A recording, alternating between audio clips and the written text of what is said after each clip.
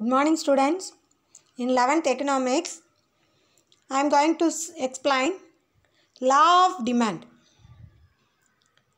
In the previous classes, we have learned about consumer surplus, law of DMU, law of equimarginal utility in the consumption analysis. And in this lesson, now let us see about the law of demand. First, I am going to explain what is demand. So, demand is essential for the creation, survival and profitability of the firm. Demand is essential for the creation. If for example, நம்ம வந்து அம்மா சமைக்கிறாங்க அப்படின்னா சமைச்சு வச்சுருப்பாங்க. நமக்கு அந்த சாப்பாடு தேவை இருந்தால் தான் நம்ம சாப்பிடுவோம். அப்படி இல்லைன்னா அவங்க அந்த சமைச்சதுனால எந்த விதமான பிரயோஜனமும் கிடையாது. அதே மாதிரி ஒரு ப்ரொடக்ஷன், ஒரு ஃபார்மில் ப்ரொடக்ஷன் பண்ணுறாங்க அப்படின்னா அந்த ப்ராடக்ட்டுக்கு டிமாண்ட் வந்து இருக்கணும். டிமாண்ட் இல்லைன்னா அந்த ப்ராடக்டை ப்ரொடியூஸ் பண்ணி எந்த விதமான பிரயோஜனமும் இல்லாமல் போயிடும். So demand is the essential for the creation, survival and profitability of the firm. Demand, அதாவது in economic point of view, demand அப்படின்னா நான் என்ன சொல்லலாம் அப்படின்னா desire. Demand is the desire to possess something and the willingness and the ability to pay certain price in order to possess. அதாவது demand அப்படின்றது என்னென்னா சில பொருட்களை நம்ம வந்து அடையணும், நம்ம வாங்கணும் அப்படின்னு நமக்கு சொந்தமாக வச்சுக்கணும் அப்படின்னு நம்ம நினைக்கிறோம். ஃபார் எக்ஸாம்பிள் நம்ம ஒரு புக்கை கூட சொல்லலாம். நம்ம ஸ்கூலுக்கு போகிறோம், புக்ஸ் நிறையா வாங்குகிறோம், நோட் புக்ஸ் வாங்குகிறோம். எதாக இருந்தாலும் சரி நமக்கு தேவை இருக்க போய் தான் நம்ம அந்த புக்ஸை வந்து நம்ம வாங்குகிறோம். So demand, economics point of வியூவில் டிமாண்ட் அப்படின்றது ஒரு desire to possess something and the willingness and the ability to pay. நம்ம ஆசைப்பட்டால் மட்டும் போதாது, அந்த ஆசைப்படுற பொருளுக்கு தேவையான ப்ரைஸை பே பண்ணுறதுக்கு கெப்பாசிட்டி இருக்கணும். That is willingness and ability. வில்லிங்காக இருக்கணும், அந்த பணத்தை கொடுத்து நம்ம அந்த பொருளை வாங்குறதுக்கு தயாராக நம்மக்கிட்ட கெப்பாசிட்டி இருக்கணும், எபிலிட்டி இருக்கணும். And the willingness and the ability to pay a certain price in order to possess it. ஒரு பொருளை நமக்கு வேணும், சொந்தமாக வச்சுக்கணும் அப்படின்னு சொன்னால் அந்த பொருளை வாங்குறதுக்கு நம்ம ஃபஸ்ட்டு ஆசைப்படணும். தென் அதை வாங்குறதுக்கு நம்ம வந்து சடன் சம் ஆஃப் மணியை கொடுக்கறதுக்கு வில்லிங்காக இருக்கணும். அதை கொடுக்கறதுக்கான எபிலிட்டி நம்மக்கிட்ட இருக்கணும். That is demand. அப்படின்னா தான் அதுக்கு பேர் டிமாண்ட். டிசையர் தான், ஆசைப்படுறோம். ஆசைப்பட்டால் மட்டும் அது டிமாண்ட் ஆகாது. அந்த ஆசைப்படுற பொருளுக்கு தேவையான பணத்தை நம்ம கொடுத்து வாங்க முடிகிற எபிலிட்டி நம்ம இருந்தால் தான் அதை டிமாண்டுன்னு சொல்லணும் எக்கனாமிக்ஸ் பாயிண்ட் ஆஃப் வியூவில். ஸோ ஜே ஹார்வே அப்படின்ற ஒரு எக்கனாமிஸ்ட் வந்து ஒரு டெஃபினிஷன் கொடுத்துருக்குறாங்க. So demand in economics is the desire to possess something and the willingness and the ability to pay certain price in order to possess it. And another one economist, Stonier and Hag, demand in economics means desire backed up by enough money to pay for the good demanded. Enough money to pay for the good demanded. நம்ம எந்த குட்ஸை வாங்கணும்னு நினைக்கிறோமோ அந்த குட்ஸை வாங்குறதுக்கு நம்மக்கிட்ட பணம் இல்லை. பணம் அதாவது டிசையர் பின்னாடி வந்துடும், பணத்தை கொடுத்து அதை நம்ம வாங்கணும். அப்படி வாங்க முடிஞ்சால் தான் அது எக்கனாமிக்ஸ். ஸோ பணத்தை வாங்குறதுக்கு நம்மக்கிட்ட எபிலிட்டி இல்லை அப்படின்னா அது வந்து டிசையராகவே தான் இருக்கும், டிமாண்டாக மாறாது. So demand in economics means desire backed up by enough money to pay for the good demanded. And what are the characteristics of demand? Demand அப்படின்ற ஒன்று இருக்கணும் அப்படின்னு சொன்னால் அதுக்கு என்னென்னலாம் இருக்கணும் அப்படின்னா, ப்ரைஸ். ஒரு பொருளை தான் நம்ம டிமாண்ட் பண்ண முடியும், ஒரு பொருள். அப்போ அந்த பொருள், அந்த கமாடிட்டி இல்லை ஒரு சர்வீஸ், அந்த கமாடிட்டி அந்த சர்வீஸ்க்கு வந்து ப்ரைஸ் இருக்கணும். So price is the important thing for demand. Demand is always related to price only. நம்ம எந்த பொருளுக்கு வாங்கணும்னு ஆசைப்பட்டாலும் சரி அந்த பொருளுக்கு ப்ரைஸ் இருக்கணும். So time, demand always means demand per unit of time, per day, per week, per month or per year. அதாவது demand அப்படின்றது என்ன சொல்கிறாங்கன்னா, demand per unit of time.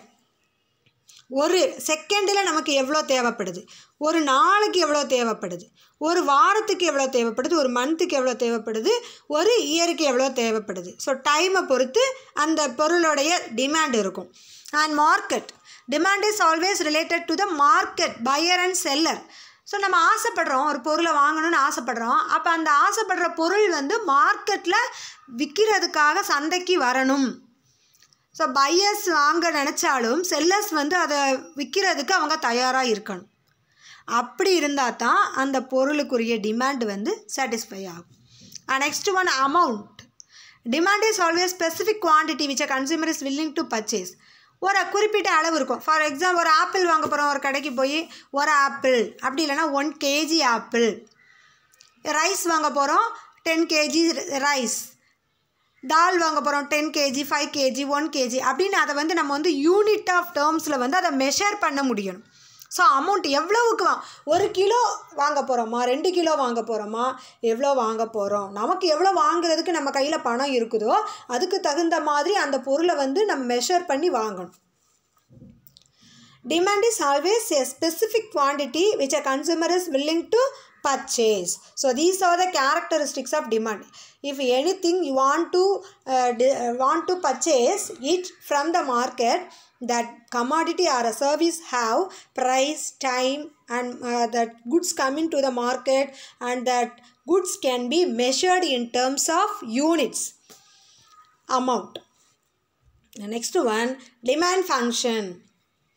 Demand depends upon the price. இப்போ நம்ம வந்து ஒரு பொருளை வாங்க கடைக்கு போகிறோம். ஏற்கனவே நம்ம கன்சியூமர் சர்ப்ளஸில் பார்த்தோம், 250 ரூபா கொண்டுட்டு ஒரு பொருளை வாங்குறதுக்காக நம்ம கடைக்கு போகிறோம். ஆனால் அந்த actual price of the shirt வந்து 200 தான். அப்போ நமக்கு 50 ரூபா மிச்சம் இருந்துச்சு அப்படின்னு சொன்னோம்.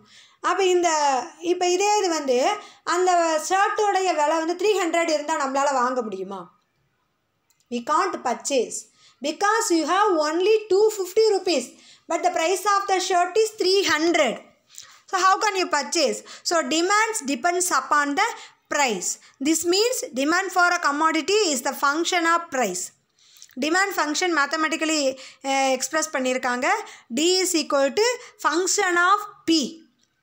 Demand is equal to function of price. Demand அப்படின்றது எப்போ நமக்கு வந்து க்ரியேட் ஆகுது அப்படின்னா, அதை வாங்குறதுக்கான பணம் நம்மக்கிட்ட இருக்கணும். அப்போ அந்த பொருளோட விலை என்ன, ப்ரைஸ் என்ன, அதை டிபெண்ட் பண்ணி தான் நம்மளுடைய டிமாண்ட் வந்து இருக்கும். So demand is the function of price. And next, Marshall gave one definition for demand. Marshall and Samuelson. It's a easy definition only. So you have to write these definition, these two. From these two you can write one, anything it may be. If you are studied 2 means you can write 2. The law of demand says the quantity demanded increases with the fall in price and diminishes with the rise in price. அதாவது ஒரு பொருளோட விலை கூடிக்கிட்டே போச்சுன்னா அதுக்கு அந்த பொருளோடைய demand வந்து குறைஞ்சிக்கிட்டே போகும். அதே சமயத்தில் அந்த பொருளோட விலை குறைஞ்சிக்கிட்டே போனால் அதோடைய டிமாண்டு கூடிக்கிட்டே போகும். இதுதான் லா ஆஃப் டிமாண்டோடைய basic concepts. If the price of the commodity increase, the demand for the commodity decrease. If the price of the commodity decrease, the demand for the commodity increase. So Marshall அழகாக சொல்லியிருக்கிறாங்க, the quantity demanded increase with the fall in price. பொருளோடைய விலை குறைய அந்த பொருளோடைய demand வந்து increase ஆகுது. And பொருளோடைய demand வந்து குறைஞ்சிக்கிட்டே போகுது. ஏன் அப்படின்னா அந்த பொருளோடைய விலை கூடுது.